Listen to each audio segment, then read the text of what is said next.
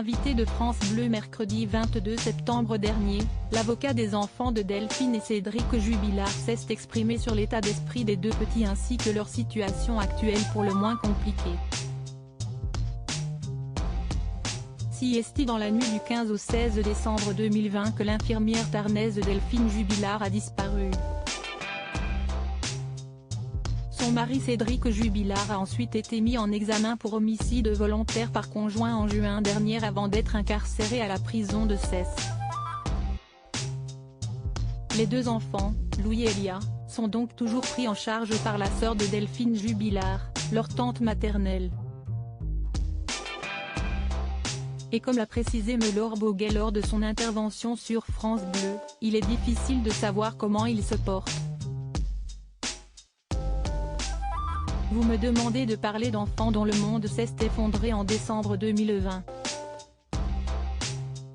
Ils sont au cœur d'une tragédie racinienne puisqu'ils devront composer avec la disparition de leur mère et que en l'état, leur père peut également être suspecté d'être à l'origine de la disparition d'une maman qui était très aimante, très proche de ses enfants.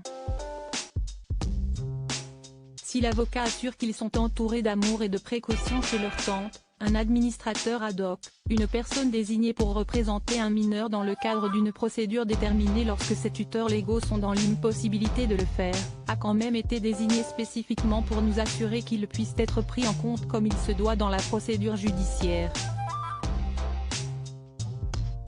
Laurent Boguet, Louis Jubilard se demande qui a fait mal à sa maman. Tout est mis en place pour que Louis, âgé de 7 ans, puisse suivre une scolarité normale et la protection du jeune garçon est une priorité pour sa tante, chez qui il habite, mais aussi pour ses avocats. Cela ne l'empêche cependant pas de se poser des questions délicates liées à l'absence de ses deux parents depuis plusieurs mois. Il se demande qui a fait mal à sa maman. Bien évidemment, c'est une question centrale. Et concernant son père, dont il attend des nouvelles de la maison d'arrêt, il se demande s'il a de quoi manger. Pour Laure Boguet, la question reste de savoir pourquoi Cédric Jubilard n'a toujours pas écrit à ses enfants puisque même placé en détention, c'est une possibilité qui existe bel et bien pour celui qui, jusqu'à maintenant, reste présumé innocent.